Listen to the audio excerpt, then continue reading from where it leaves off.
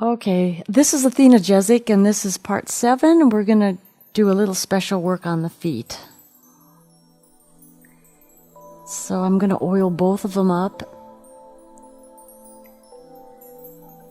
And I know that I've got other videos out there of the feet, but let's just go over it again. I may come upon some different things that I haven't mentioned, and feet are, with many, many people, the favorite. A very good thing to rub. You know, they really get us around places, and they're oftentimes quite neglected. So I'm just taking my fingers now and not only applying the oil, but also getting into the feet. We did the feet already twice when we were doing the legs, but now I'm going to take it into a little bit different range of motion and show some of that stuff we can do. Now, if people have ticklish feet, the thing to do with it is start where that's not ticklish. Just start on top and work it really slowly. And slowly just get your hand on. Don't go in with your fingertips right away, because that's where it's even more tickly. I always just get my palms started and then just slowly wait for a relaxation, and then eventually you can move your palm down to that ticklish area, the feet, and get into the foot. I have not had any problems ever doing that, and I have seen some very ticklish feet, but I've been able to penetrate through that reflex and get the footwork done. So again, it's all about, if you surprise the body, it'll have a reaction. If you go in and let it invite you in, it's going to give you a different response. Okay, so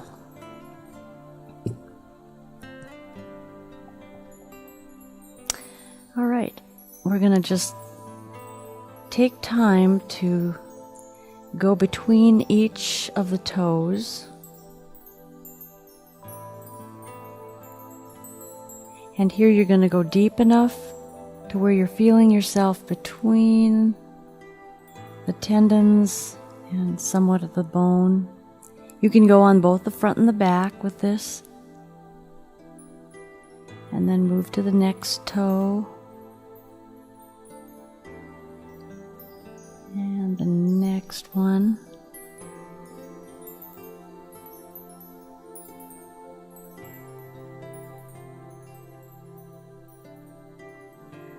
Okay. You can get to the side of the foot. Now here's where I'm going in really precisely. I'm paying attention to every little detail, whereas when I was including it into the leg work, I was still paying attention to what needed to be done, but this is taking it to another level. And so here I'm right in front of the cuboid bone. Some of you may have remembered the cuboid bone's significance. It's a little bone in the foot right about here. It's shaped like a cube. That bone has a real critical role in alignment with the rest of the foot bone, the rest of the bones of the feet, the tarsal bones and metatarsals. This bone I find out of position with the knee quite often, and when that happens, the heel strike isn't going to be aligned well, and I've actually found there to be a relationship between a misaligned cuboid bone and low back problems. It's a small alignment, but it's a significant one to correct. So my fingers are on the cuboid bone, and I'm working in different positions with different bones on my left hand, my upper hand.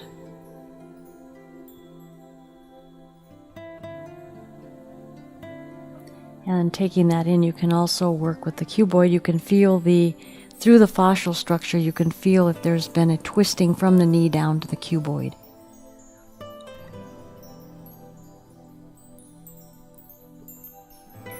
And And there may be some of you that feels that this is doubtful and all that, but I just have to say that I like Einstein's quote that when we are ridiculing something and we haven't done any kind of investigation to it, we are really putting ourselves into a position of being quite ignorant because we're unwilling to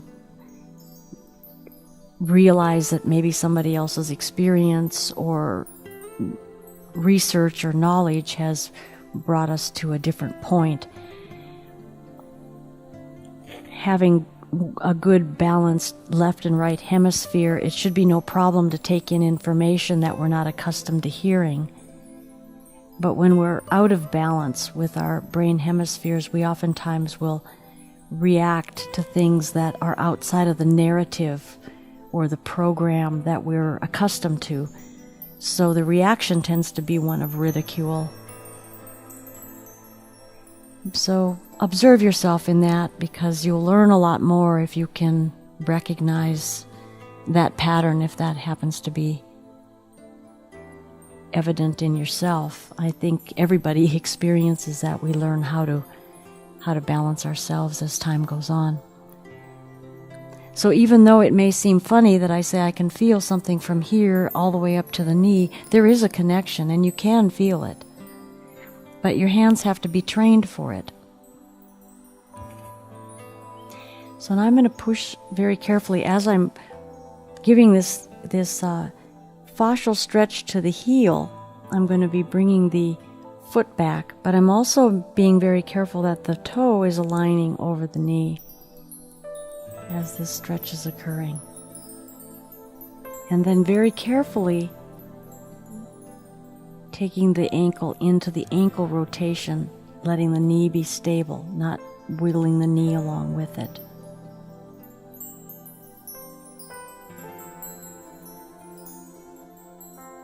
Yeah. Okay. Stretching in that, and you can still do the fingers in the toes if they're going to widen like this. Now, if your toes are on top of each other or they're stuck together and very stiff, you may want to look into some of these toe separators. They're used for pedicures. They're very small. Those are small ones. They would be a good one to start with.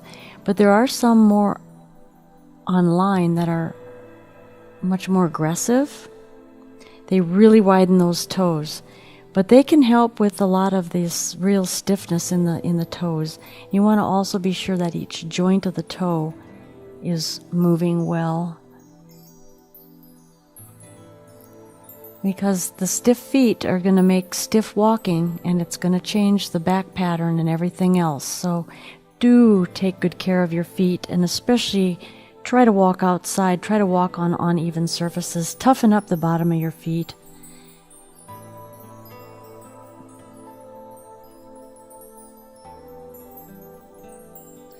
Alrighty, there's one foot, and now we'll go to the next foot.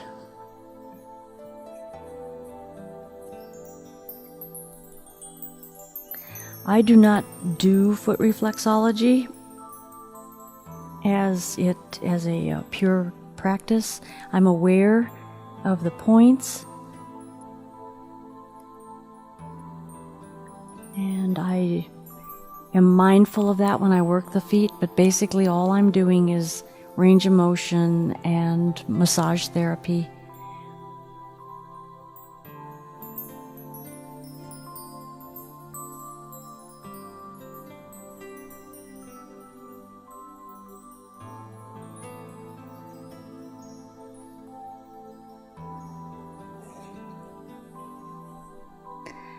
Okay.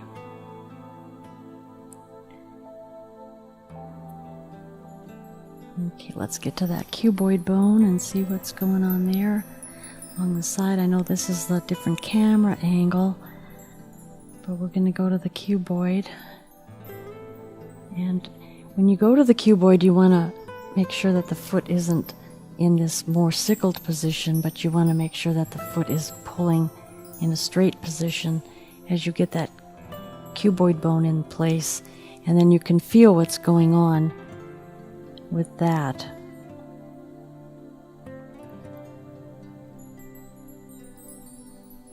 keeping the outside of the ankle strong is very important to saving yourself from twisting your ankle. If that part of the body that part of the foot and leg are strong, it will hold that kind of pressure if it's not too great.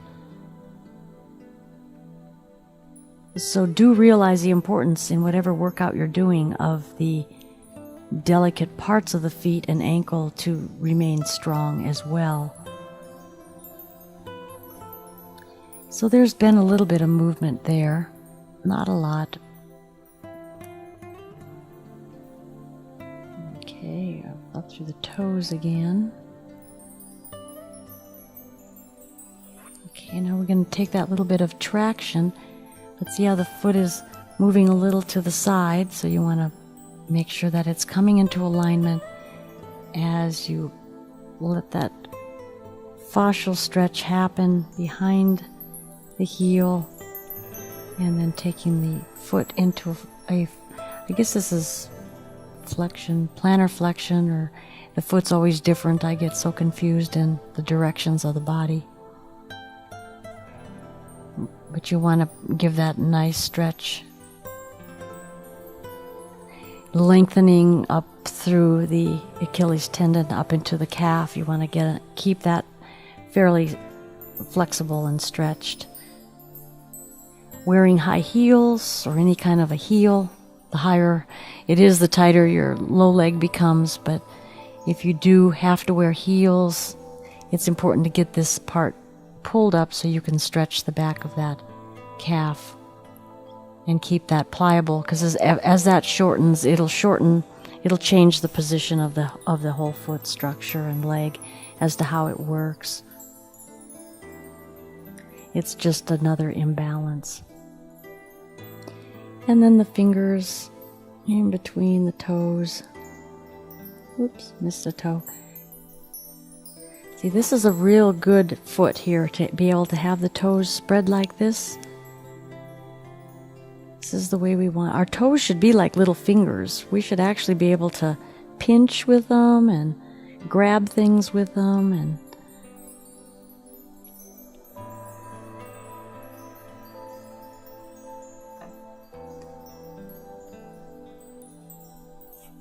and the toes are also, when they're real strong, they'll hold you in place. They balance. They help to balance. A lot of things that I do, I find my toes just really being kind of the point of stopping me in when I'm spinning in turns. They're the things that hit the floor and grab onto it so I can stop and balance.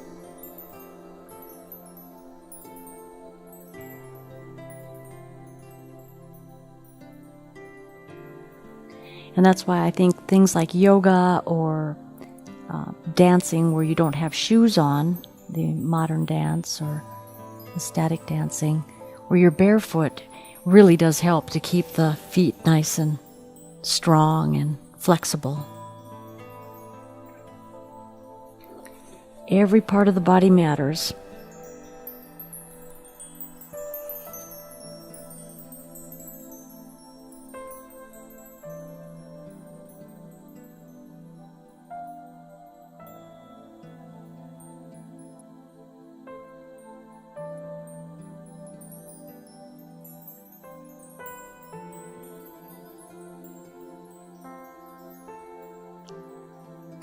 And you can always kind of check the arch of the foot. Sometimes the arch of the foot, I've noticed that sometimes where there's pain in the back, and this does tie in a little bit with foot reflexology, but I don't know foot reflexology that well. But where I feel sometimes a little out of alignment or tension, I oftentimes will find that in a very similar area in the back. And we are so amazingly connected and influenced through meridians and different energy lines and all these different things that we really don't understand yet. We're probably going to start understanding it better as time goes on, because technological medicine isn't always going to be working with the body, as well as the more natural energetics that we can begin to explore and find. But that takes us into a whole nother element of healing, because it's the whole body and it's having to deal with emotions as well.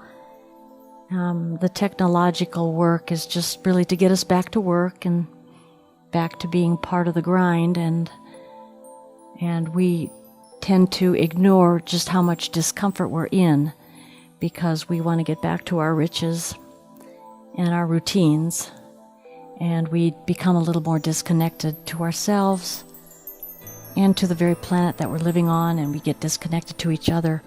And it all does start by getting to know yourself deep within, all levels. Okay, there's one other area of the feet that we don't always stretch in as deeply as we could, and that is where we're taking the foot into a point. So much of what is done is really more flexion, or plantar flexion, whatever the proper term is there, but we don't point the toes deeply very much. That takes a tightening up in the calf, and sometimes if you point too quickly and you're a little dehydrated, you might get a Charlie horse up there. But this is a real important thing to do, is to stretch these muscles through here, the front muscles. So I'm going to hold the heel, and again, lining it up with the toe, we're going to I'm going to pull this downward with the emphasis on the big toe. And I'm also going to apply a little traction, so it's coming outward and downward. And the heel is being lifted upward.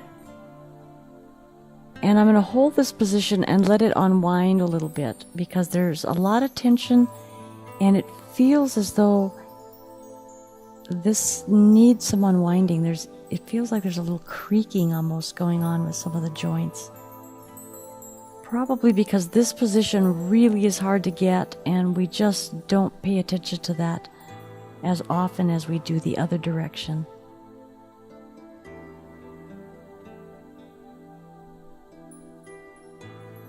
So that's a little unwinding, but you want to be sure that the toe is straight in line with the knee.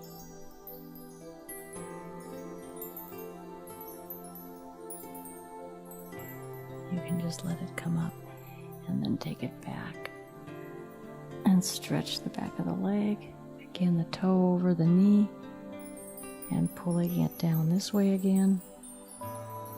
Now when it is in this position, if it's all aligned well, then you can begin to rotate the toes from about here upward is where you're going to feel it the most. Just a back and forth gliding kind of motion. And then as if you're walking on a rougher surface, you can take a little rotation into it. So we mentioned getting range of motion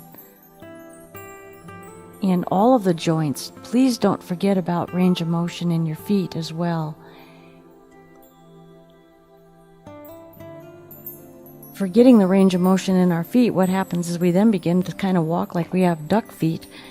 We just kind of slap them on the ground.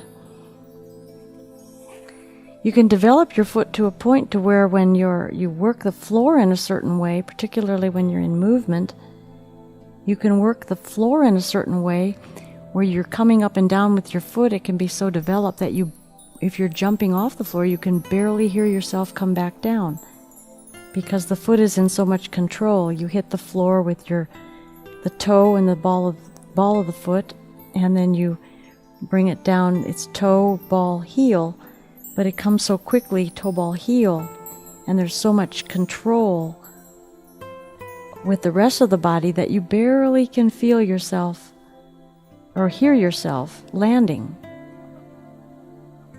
And same with the push-off. If you're going to push off for a jump, you use heel, ball, toe in getting, of course, a spring up into the leg as well. You can push off and almost hold yourself in the air with a little suspension. You're not really doing that, but it appears that way because of the way that your foot is taking you off the ground. It's kind of a little suspended motion there. So as you get yourself in alignment and develop yourself properly, you'd be amazed at what the body can do. And what's really fun is to get into the rhythm and the frequency of really good music, and just carries the body all over the place. And doing that with a strong body makes it even more fun than having to be careful or risking being hurt. But that goes for any sport, really. You will improve your sports in anything you do if your body is lined up well.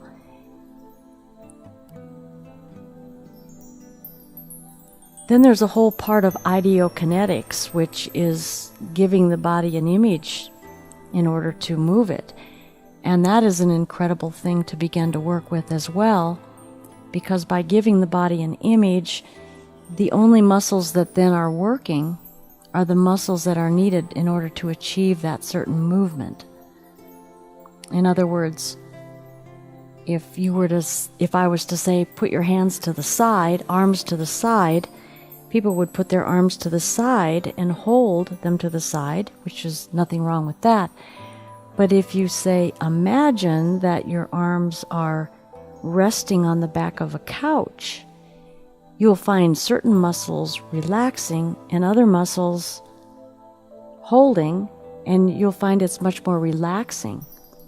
So the whole movement patterns can become much more efficient when you have the ideokinetics behind it, because you don't have to work as hard in what you do. And that can be with any sport. It can be with imagining with golfing or with basketball or with track, and you get that idea of how the body is going to look through an image.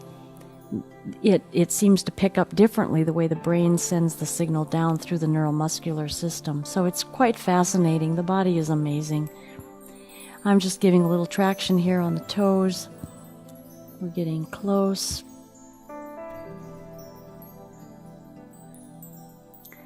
And then we're going to just bow these toes in. We're going to sickle the feet and stretch. And then put them out and stretch and return out. And sickle them. There we go. And check the ankles, and everything looks good. Take a little stretch. One more just into that fascial stretching. Get a hold of that fascia. Get that image going of the fascia and begin to stretch. You make a little tiny arc feeling with it as you're stretching. And this is something that is not easy to find.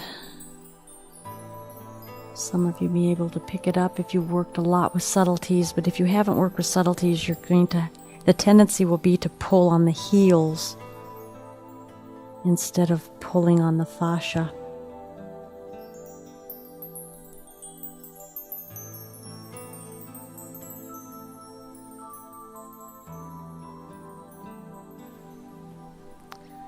Okay, check the kneecaps. Then you can look at the alignment and see where it is, see how it is, and I'm looking up at Joy's center through the plumb line, and the chin is right on cue with the sternum. She's coming down, her hips are even, the feet are equally turned out, there's not one going like that, so the hips are well placed, shoulders are well placed, and all in all, looks like she had a good rest.